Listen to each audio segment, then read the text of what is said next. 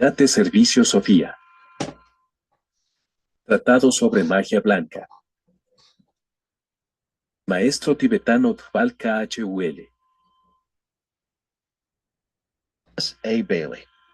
La gran invocación. Desde el punto de luz en la mente de Dios.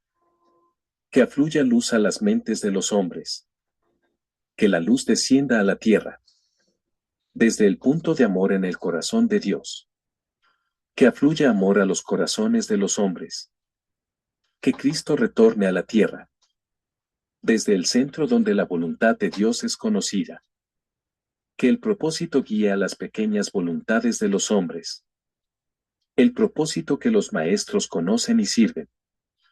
Desde el centro que llamamos la raza de los hombres.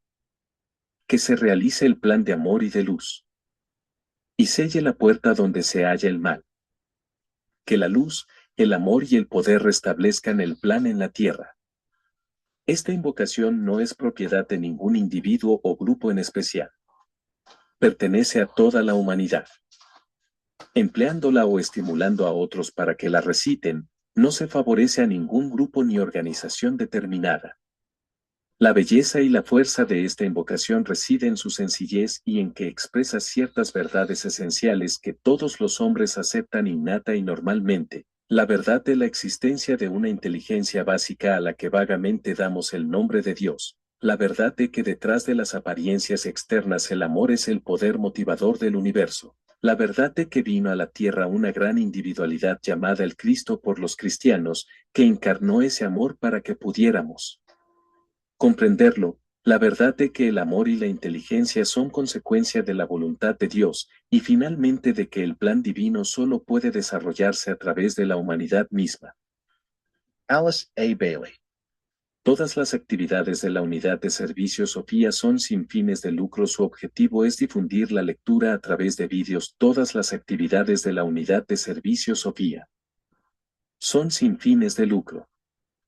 Su objetivo es difundir la lectura a través de videograbaciones. A menudo se ha dicho que el temor es una ilusión. Sin embargo, todas las actividades de la Unidad de Servicio Sofía son sin fines de lucro. Su objetivo es difundir la lectura a través de embargo. Esta afirmación no sirve de ayuda, solo es una generalización admisible y muy difícil de aplicar individualmente. Los temores a que están sujetos los aspirantes, obsérvese cómo está expresado, rara vez son de naturaleza egoísta, excepto cuando el sufrimiento los ha obligado a retroceder ante una situación desafortunada. Sus temores giran alrededor de un aparente amor por los seres queridos. No obstante, todo discípulo debería formularse a sí mismo esta pregunta muy práctica: ¿cuántas horas de angustia han sido empleadas en hechos y acontecimientos tangibles y cuántas en presentimientos ilusorios, en dudas e interrogantes, basados en algo que nunca sucedió? Quisiera señalar a mis hermanos que es necesario hacer dos cosas: meditar sobre la verdad en la vida diaria, usando como pensamiento simiente el concepto de la verdad practicada y vivida. Les sugiero que aprendan de memoria y utilicen la siguiente fórmula o plegaria, todas las veces que se vean arrastrados por ilusorios temores e innecesarios presentimientos. Que la realidad rija todos mis pensamientos, y la verdad predomine en mi vida. Repitan esto para sí, constantemente, todas las veces necesarias, obligando a la mente a poner atención sobre la significación de estas palabras. Sugiero también practicar el sentido común y cultivar esa actitud mental que se niega a aumentar los temores ilusorios. El temor es, con frecuencia, el mayor obstáculo para el paso vital que debe darse en esta vida, pero quizás sea demorado para otra, si no se aprovecha la debida oportunidad y se estimula fuertemente la naturaleza volitiva. El aspirante de primer rayo que no logra vencer a su morador puede llegar a ser un destructor de almas, como se lo denomina, y ser condenado, hasta aprender la lección, a trabajar con las fuerzas de la materia y con las formas que mantienen a todas las almas aprisionadas. Este es el significado oculto de las mal interpretadas palabras, muerte y destrucción. El demonio es su gran prototipo. El aspirante de segundo rayo que construye su morador y le permite ejercer control en forma continua y acrecentada, se convierte en engañador de almas. Es el verdadero anticristo, y mediante falsas enseñanzas, supuestos milagros y el hipnotismo y sugestión de las masas, tiende un velo sobre el mundo y obliga a los hombres a caminar en la gran ilusión. Es interesante observar que el trabajo del demonio, el aprisionador de almas, empieza a perder su poder, porque la raza está al borde de comprender que la verdadera muerte es la inmersión en la forma, y que la materia es solo parte del todo divino. La forma mental de este morador en el umbral que la humanidad ha construido durante millones de años, está en vísperas de ser destruida. Pero el trabajo del anticristo recién ahora está llegando a su culminación, y la ilusión de las riquezas, posesiones y falsas enseñanzas, dominará acrecentadamente, pero el periodo de engaño será más breve que el de destrucción, porque todos estos factores actúan bajo sus propios ciclos y tienen su propio flujo y reflujo. La persona de tercer rayo que no destruye su morador se convierte en lo que se denomina manipulador de almas, utilizando la mente para destruir lo real y tiende un velo entre el hombre y la realidad. Debe recordarse que ninguno de estos nombres y actividades se refieren al alma en su propio plano, sino únicamente a las almas humanas encarnadas en el plano físico. Es necesario subrayar esto, porque en su propio plano las almas de los hombres se mantienen libres de ilusiones y no pueden ser destruidas, engañadas ni manipuladas. Solo las almas aprisionadas están sujetas a las actividades de las fuerzas del mal, y esto durante cierto periodo. El primer grupo, cuyo número es relativamente pequeño, actúa a través de los gobiernos, de la política y de la interacción entre las naciones. El grupo de segundo rayo que alucina y engaña, actúa mediante los agentes religiosos, la psicología de las masas y el incorrecto empleo y aplicación de la devoción y las artes. Son los más numerosos. El tercer grupo actúa principalmente a través de las relaciones comerciales, en el mundo de los negocios y mediante el empleo del dinero, la concreción de prana o energía universal y el símbolo externo del flujo y reflujo universal. Estos pensamientos son sugestivos pero no vitales, porque se refieren a tendencias cósmicas. Tercero, la fuerza de la atracción sexual, la cual proviene del plano físico, y es el retroceso de un tipo de energía involutiva en el sendero de retorno. Hablando cósmicamente, se manifiesta como la fuerza atractiva entre espíritu y materia. Hablando espiritualmente, se demuestra como la actividad del alma cuando trata de llevar al yo inferior a una plena realización. Hablando físicamente, es el impulso de unirse el macho y la hembra para los propósitos de la procreación. Cuando el hombre era puramente animal, esto no implicaba pecado. Pero a este impulso se le agregó el deseo emocional y entonces se infiltró el pecado. El propósito por el cual se manifestó el impulso fue pervertido en la satisfacción del deseo. Ahora que la raza es más mental y la fuerza de la mente se hace sentir en el cuerpo humano, existe una situación aún más seria que solo podrá resolverse sin peligro cuando el alma asuma el control de su triple instrumento. Como lo demuestra esta regla, la humanidad está ahora en el punto medio. El hombre es arrastrado por el deseo egoísta y la ambición, porque todos tenemos cualidades de primer rayo. Es torturado por el temor, el propio temor, temor por la familia, los temores nacionales y raciales, porque todos oscilamos al ritmo de segundo rayo. Es dominado por el sexo y el dinero, otra manifestación de la energía de la materia, de allí el triple problema, y está bien equipado para resolverlo mediante su triple vehículo y las triples potencias de su alma divina. Terminaremos esta instrucción con la frase, está bien equipado para resolverlo. Podemos vencer la inercia mental y empezar a actuar como almas, dominando nuestro medio ambiente. El alma es omnisciente y omnipotente. El flujo y reflujo cíclicos. Consideraremos ahora las palabras el flujo y el reflujo de las aguas. Al comprender la ley de los ciclos, adquirimos conocimiento de las leyes fundamentales de la evolución y llegamos a darnos cuenta del trabajo rítmico de la creación. Incidentalmente logramos también equilibrio a medida que estudiamos los impulsos de nuestra propia vida, porque también tienen su flujo y reflujo, alternando entre periodos de luz y de oscuridad. Podemos observar diariamente este acontecimiento simbólico cuando la parte del mundo en que vivimos entra en la clara luz del sol, y luego vuelve a la oscuridad restauradora de la noche. Nuestra misma familiaridad con este fenómeno nos hace perder de vista su significado simbólico y también olvidar que bajo la gran ley, los periodos de luz y sombra, de bien y mal, de inmersión y surgimiento, de progreso hacia la iluminación y retroceso hacia la oscuridad, caracterizan el crecimiento de todas las formas, distinguen el desarrollo de razas y naciones y constituyen el problema del aspirante, que se forja la imagen de que camina en una condición constantemente iluminada, dejando atrás todos los lugares oscuros. En estas instrucciones, no me es posible tratar el flujo y el reflujo de la vida divina, al manifestarse en los distintos reinos de la naturaleza y a través del crecimiento evolutivo de la humanidad, por la experiencia adquirida de las razas, naciones y familias. No obstante, procuro extenderme sobre la experiencia cíclica de un alma en encarnación, indicando el aparente flujo y reflujo de su desenvolvimiento. El ciclo más destacado para toda alma consiste en encarnar y regresar al centro de donde partió. Según el punto de vista, así será la comprensión de este flujo y reflujo. Esotéricamente se puede considerar que unas almas buscan la luz de la experiencia, por lo tanto van hacia la expresión física, otras buscan la luz de la comprensión, y por consiguiente vuelven del reino del esfuerzo humano para forjar su camino internamente hacia la conciencia del alma, y así llegar a ser moradores en la luz eterna. Sin apreciar la significación de los términos, los psicólogos han presentido estos ciclos, y a ciertos tipos los denominaron extrovertidos o introvertidos.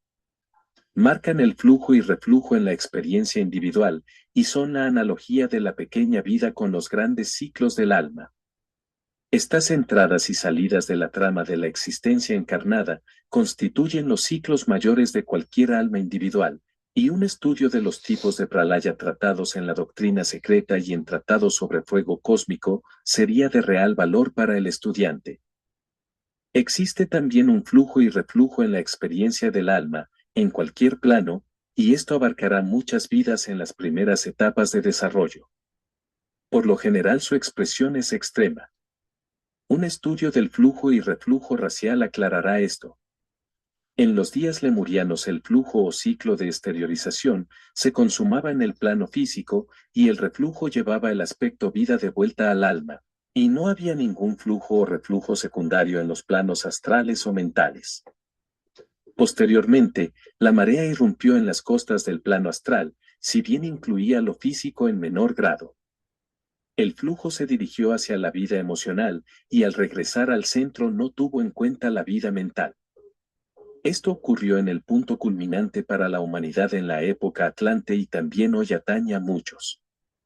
En la actualidad el flujo y reflujo es cada vez más incluyente y la experiencia mental desempeña su parte, de modo que los tres aspectos son arrastrados por la vida del alma, los cuales están incluidos en la energía saliente del alma que va encarnando, y durante muchas vidas y series de vidas esta fuerza cíclica se agota a sí misma.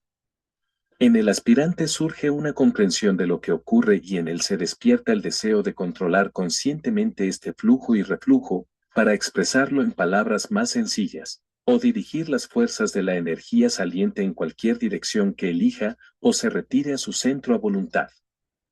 Trata de detener el proceso que lo llevará a reencarnar sin tener un propósito consciente, se niega a ver que la marea de su vida se estrella contra las esferas mentales y emocionales de la existencia, y que esa vida se retira sin su consciente voluntad.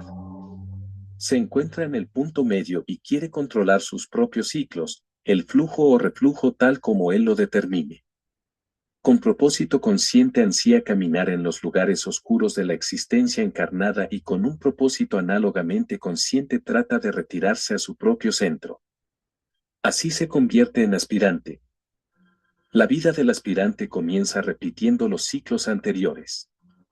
Repentinamente es estimulado por la naturaleza física y arrastrado violentamente por antiguos deseos y ambiciones.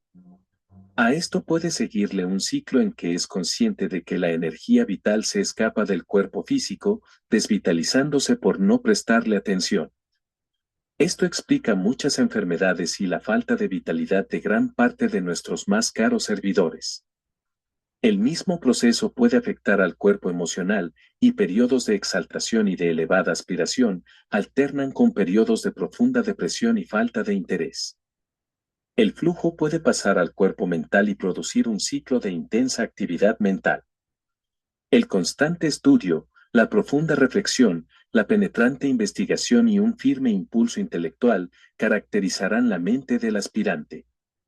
A esto puede seguirle un ciclo de desagrado para el estudio, y la mente parece estar totalmente hueca e inerte. Cuesta pensar, y la futileza de las fases reflexivas asaltan a la mente. El aspirante decide qué ser es mejor que hacer, y se pregunta, ¿podrá vivir este cuerpo?, y no desea verlo revitalizado. Todos los verdaderos buscadores de la verdad son conscientes de esta experiencia inestable y la consideran frecuentemente un pecado o una condición contra la cual deben luchar vigorosamente. Entonces es el momento de comprender que el punto medio, que no es seco ni húmedo, deberá ser el lugar donde él asiente sus pies. Esta es una forma simbólica de decirle que debe comprender dos cosas. 1. Que los estados sentimentales son completamente insustanciales y no indican el estado del alma. El aspirante debe centralizarse en la conciencia del alma, no dejarse influir por las alternativas a que parece estar sujeto, sino simplemente mantenerse en el ser espiritual, y habiendo hecho todo esto, permanecer allí. 2. Que el logro del equilibrio solo es posible donde han regido las alternativas, y que el flujo y reflujo cíclico continuará, mientras la atención del alma fluctúe entre uno u otro aspecto de la forma y el verdadero hombre espiritual. El ideal sería lograr conscientemente este control, de modo que el hombre pueda a voluntad enfocarse en la conciencia de su alma o en su aspecto forma. El acto de enfocar la atención se lleva a cabo mediante un objetivo conocido y específico que necesita esta centralización. Más adelante, cuando las palabras del gran instructor cristiano tengan significación, él podrá decir si tiene importancia estar dentro de o fuera del cuerpo. El acto de servicio determinará el punto de concentración del yo, pero será el mismo yo, liberado temporariamente de la conciencia de la forma, o sumergido en la forma para poder actuar en los diferentes aspectos del todo divino. El hombre espiritual trata de llevar a cabo el plan en la naturaleza e identificarse con la mente divina. Retirándose al punto medio, procura percibir su divinidad y luego, habiéndolo logrado, se enfoca en su forma mental, poniéndose en relación con la mente universal. Soporta restricciones para que, mediante ellas, pueda saber y servir. Trata de alcanzar los corazones de los hombres y llevarles inspiración desde las profundidades del corazón del ser espiritual. Nuevamente afirma el hecho de su divinidad y mediante una temporaria identificación con su cuerpo de percepción sensoria, sentimiento y emoción, se unifica con el mecanismo sensible de la divina manifestación, que lleva el amor de Dios a todas las formas del plano físico. Procura así ayudar en la materialización del plan divino en el mundo físico. Sabe que todas las formas son producidas por las energías correctamente utilizadas y dirigidas. Conociendo plenamente su calidad de Hijo Divino y la potencia implicada en el reconocimiento mental de ese término, enfoca sus fuerzas en el cuerpo vital y se convierte en punto focal para la transmisión de energía divina y, por consiguiente, en un constructor unificado con las energías constructivas del cosmos. Lleva la energía del pensamiento iluminado y el deseo santificado al cuerpo etérico, trabajando así con devoción inteligente. Me han pedido una definición más clara del punto medio. Para el probacionista el plano emocional, el Kurukshetra plano de la ilusión, es donde la tierra, naturaleza física, y el agua, naturaleza emocional, se unen. Para el discípulo, es el plano mental, donde la forma y el alma establecen contacto y es posible la gran transición. Para el discípulo avanzado y el iniciado, el punto medio es el cuerpo causal, el karana sarira, el cuerpo espiritual del alma, manteniéndose como intermediario entre espíritu y materia, vida y forma, mónada y personalidad. Esto puede también ser explicado y comprendido en términos de centros. Todo estudiante sabe que existen dos centros en la cabeza. Uno se encuentra entre las cejas y tiene el cuerpo pituitario como su manifestación objetiva. El otro está en la región superior de la cabeza y tiene la glándula pineal como su aspecto concreto. El místico puro tiene centrada la conciencia en la parte superior de la cabeza, casi totalmente en el cuerpo etérico. El hombre mundano avanzado está centrado en la región de la glándula pituitaria. Cuando por medio del desenvolvimiento y el conocimiento esotéricos se establece la relación entre la personalidad y el alma, existe un punto medio en el centro de la cabeza, el campo magnético llamado la luz en la cabeza, y es allí donde se sitúa el aspirante. Este punto es de importancia vital. No es terreno, ni físico, ni acuoso, ni emocional. Se lo podría considerar como el cuerpo vital o etérico, que ha llegado a ser la esfera de servicio consciente y de control dirigido, donde se utiliza la fuerza para fines específicos. Allí se sitúa el mago, y mediante su cuerpo de fuerza o energía, lleva a cabo el trabajo creador mágico. Esta regla contiene un punto muy abstracto, pero se puede aclarar si se estudian con cuidado sus palabras. Al final de la regla se dice que donde se unen el agua, la tierra y el aire, allí es el lugar en que debe hacerse el trabajo mágico. Es curioso, pero en estas frases se omite la idea de ubicación y solo se considera el factor tiempo. El aire es el símbolo del vehículo búdico, el plano del amor espiritual, y cuando los tres enumerados anteriormente se unen en su aspecto energía, indican un enfoque en la conciencia del alma y una centralización del hombre en el cuerpo espiritual. Desde ese punto de poder, fuera de la forma, desde la esfera central de unificación y desde el punto enfocado en ese círculo de conciencia, el hombre espiritual proyecta su conciencia en el punto medio, dentro de la cavidad cerebral, donde debe desarrollarse el trabajo mágico respecto al plano físico.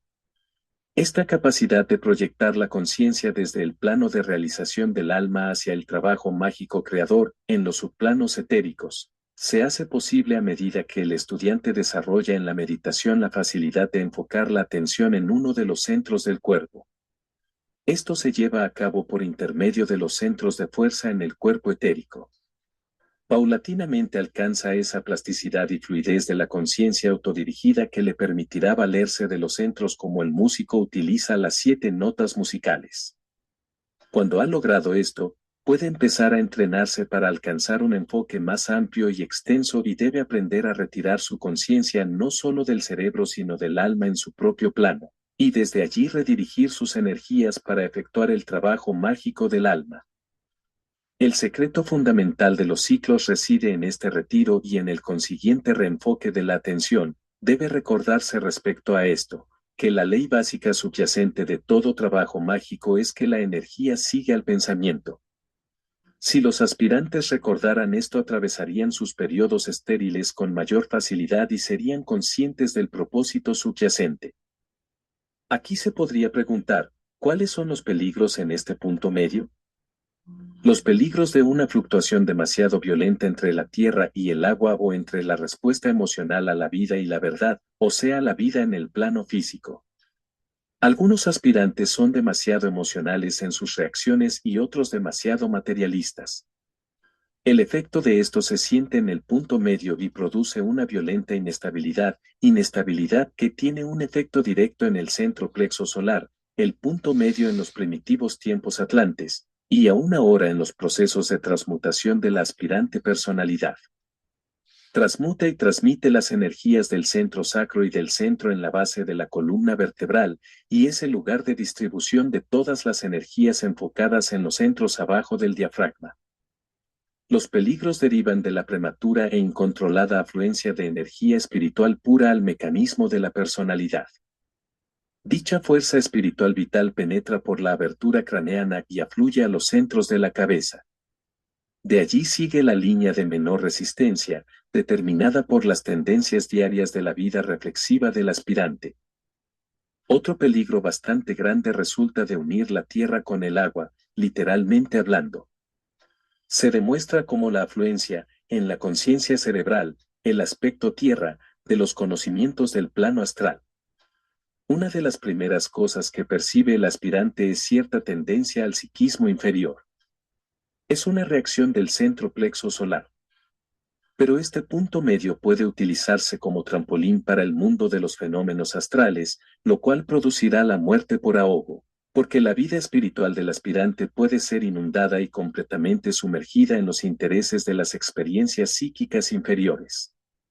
Es aquí donde muchos aspirantes dignos se extravían, podrá ser temporalmente, pero los momentos son tan críticos que es deplorable perder tiempo en experimentos inútiles y retroceder en el sendero elegido. Una clave del significado de estas palabras se encuentra en el reconocimiento del siguiente hecho oculto. El lugar donde se encuentra la Tierra y el agua es el centro plexo solar. El sitio donde se unen el agua, la Tierra y el aire, está en la cabeza. La Tierra es el símbolo de la vida del plano físico y de la forma exotérica. El agua es el símbolo de la naturaleza emocional. Desde el gran centro de la vida de la personalidad, el plexo solar, se rige y administra la vida. Cuando el centro de dirección reside abajo del diafragma, no es posible la magia. El alma animal controla y el alma espiritual está obligadamente pasiva. El aire es el símbolo de la vida superior, donde domina el principio crístico, se experimenta la liberación y llega el alma a su plena expresión. Es el símbolo del plano búdico, como el agua lo es del emocional. Cuando la vida de la personalidad asciende al cielo y la vida del alma desciende a la tierra, allí se halla el lugar de encuentro, y allí es posible el trabajo mágico trascendental. Este lugar de encuentro es el sitio del fuego, el plano de la mente. El fuego es el símbolo del intelecto y todo trabajo mágico es un proceso inteligente llevado a cabo por la fuerza del alma y por el uso de la mente. Para hacerse sentir en el plano físico se requiere un cerebro receptivo a los impulsos superiores que pueda ser impresionado por el alma, utilizando chita o sustancia mental, para crear las formas mentales necesarias y así expresar las ideas y propósitos de la inteligente y amorosa alma. Estos son reconocidos por el cerebro y fotografiados sobre los aires vitales que se hallan en la cavidad cerebral. Cuando dichos aires vitales pueden ser percibidos por el mago en meditación y las formas mentales plasmadas en este reflejo en miniatura de la luz astral, entonces empieza a hacerse sentir el verdadero poder de la magia. El cerebro ha oído ocultamente los mandatos e instrucciones de la mente a medida que retransmite los mandatos del alma.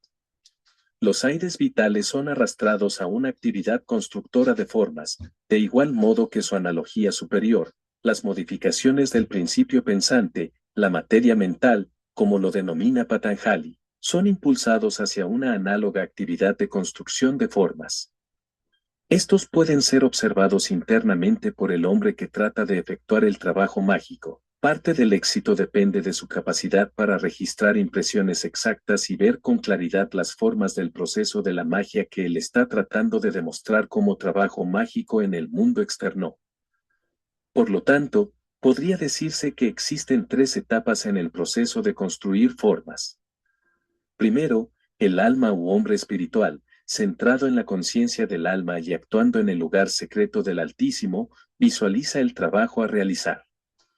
Esto no es un acto consecutivo, sino que el trabajo de la magia, terminado y completo, es visualizado mediante un proceso que no involucra en absoluto el elemento tiempo o conceptos espaciales. Segundo, la mente responde al alma, recordándole el trabajo que debe realizar, y por medio de esta impresión, es llevada a la actividad la construcción de formas. De acuerdo con la lucidez y la iluminación de la materia mental, así será la respuesta a la impresión. Si la mente es un verdadero reflector y receptor de la impresión del alma, la correspondiente forma mental será exactamente igual a su prototipo. Si no lo es, como generalmente sucede en las primeras etapas del trabajo, entonces la forma mental creada será incorrecta y estará deformada, desequilibrada y fuera de perspectiva. Por medio de la meditación se aprende el trabajo exacto de recepción y de correcta construcción, de allí proviene el énfasis que todas las verdaderas escuelas de entrenamiento esotérico ponen sobre la mente enfocada, la capacidad de visualizar, la habilidad para la construcción de formas mentales y la captación exacta de la intención egoica. De aquí también la necesidad de que el mago comience el trabajo práctico de la magia, utilizándose a sí mismo como sujeto de experimento mágico. Así empieza a captar la visión del hombre espiritual, tal como él es en esencia. Se da cuenta de las virtudes y de las reacciones que ese hombre espiritual debe evidenciar en la vida del plano físico. Construye una forma mental de sí mismo como hombre ideal, el verdadero servidor, el maestro perfecto. Gradualmente coordina sus fuerzas para que el poder de ser lo que es en la realidad externa empiece a tomar forma, de manera que todos los hombres la vean.